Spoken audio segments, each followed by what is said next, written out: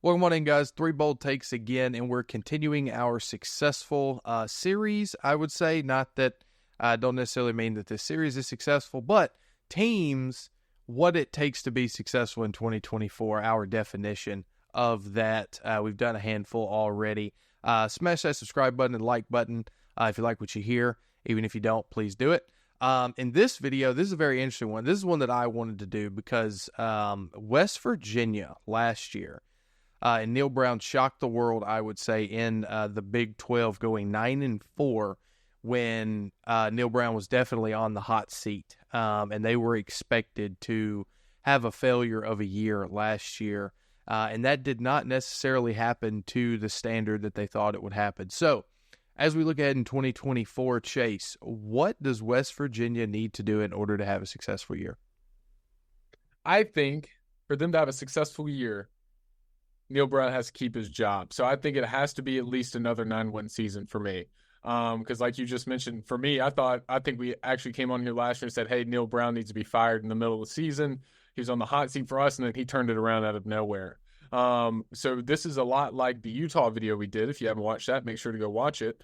But the Big 12 is vastly changing, and there's not a true power head just yet. We believe it could be Utah, but Utah hasn't played in the Big 12 yet, and that could falter. So with West Virginia, you have to take a hold of that really quickly. So I think they have to have a 9-win season. They play a decent slate, open up with Penn State. They got Oklahoma State, Kansas State, a lot of states in here if you can't tell. Baylor, UCF. So some good teams on here, and beatable teams, though, from what we saw last year out of the Mountaineers. So another 9-win season in a reputable bowl game, I think, is big. But I think if you fall under that 9 threshold, I think Neil Brown, we have to consider that he can't do it back-to-back seasons and be a successful coach in this changing time in the Big 12 for West Virginia, because you could become a top 3, top 2 team if you really wanted to, but you have to take hold of the mantle right here, right now, while everybody's coming in and leaving at the same time. So no Texas, Oklahoma. This is your time to strike if you're the Mountaineers. Quinn? Yeah, I frankly can't disagree too much about right where you have them. I think you can have an 8-win season as long as you win the bowl game. So if you go 7-5 in the regular season and get another bowl win, I think that keeps Neil Brown around, proves that he's still going in the right direction with West Virginia. It is a first-year transition to a new-look Big 12, so I don't think West Virginia right now is at a program spot where it's like, hey, you need to win the Big 12 this year for this to be a successful year for West Virginia. I think you need to prove that you can just keep winning. First and foremost, I think the game I circle very early in the year to show me the trajectory West Virginia is going to be on is, what do you do on your road trip to Pitt? Win that game. Get a 2-1 at worst record going into your Big 12 play, and carry that forward in some of the what I think are winnable games against Kansas, Oklahoma State, Arizona, UCF.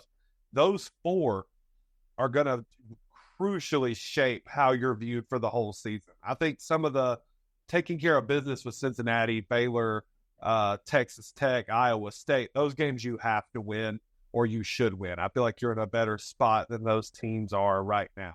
But the other 4 I just listed, you need to get the predominant at least 2-2, if not 3-1 or 4-0 in those other 4 games. I don't think anyone's going to really hold Penn State or Kansas State against you. I think you are firmly behind those programs heading into 2024.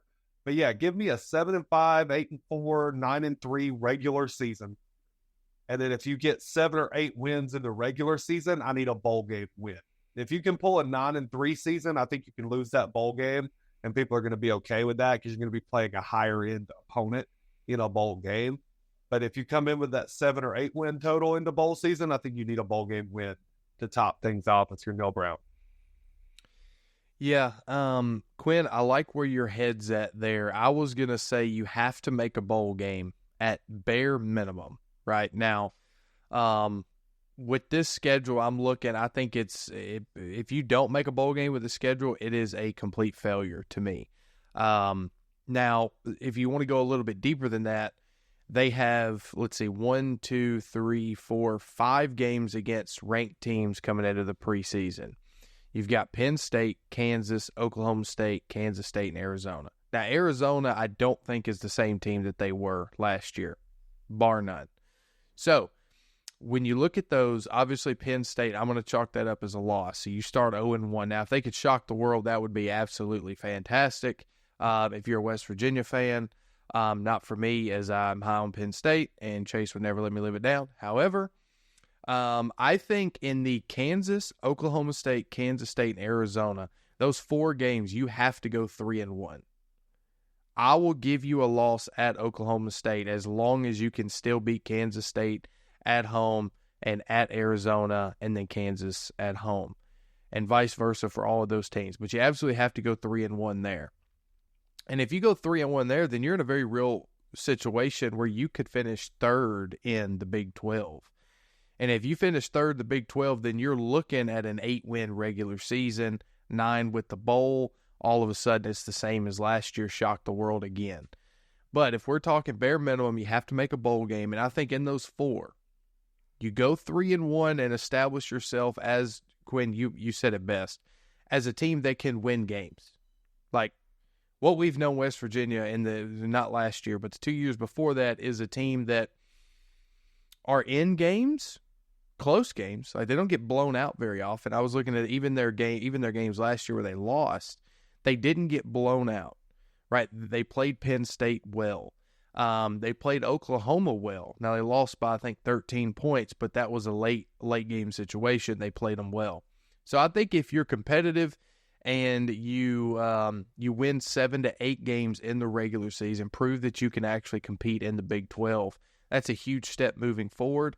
I still don't know if Neil Brown is the coach for West Virginia for the future. 1 year at 9-4 is not enough for me. I'm going to have to see compounded years of success. And this is a great way to do it in 2024, is to get another 8-9 win season, including a bowl game. So go ahead. Let's say this. Let's say you get a 7-5 regular season. You cap it off with a bowl game, and we're heading into 2025. I don't think you lose Neil Brown in that scenario. Would you get rid of him? I mean, you're talking about a team that was in the dump, and now he's proven he's got him on an 8-9 win trajectory.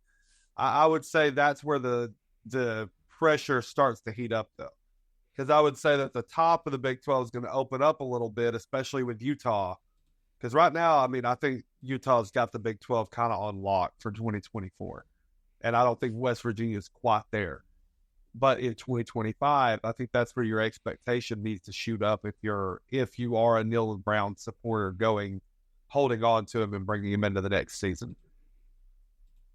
Yeah, I don't think you let go of him either. I mean, if you look at West Virginia's history, going back to like 2016, 2017, they've been anywhere from 4 to 7 wins pretty regularly. And then obviously last year you jump up to 9. So I think if he stays in that window of 7 to 9, I think his job security is safe.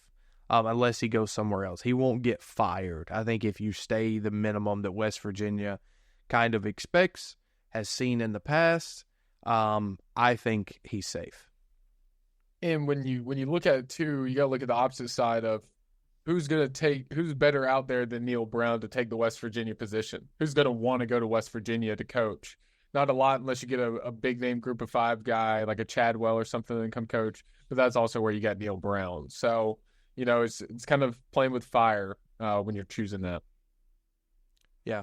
But I think it's very interesting and exciting if you're a West Virginia football fan heading into 2024. But guys, that has been our episode on West Virginia and what makes them successful in 2024.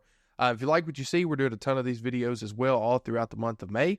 So stay tuned for that. We will see you guys next time.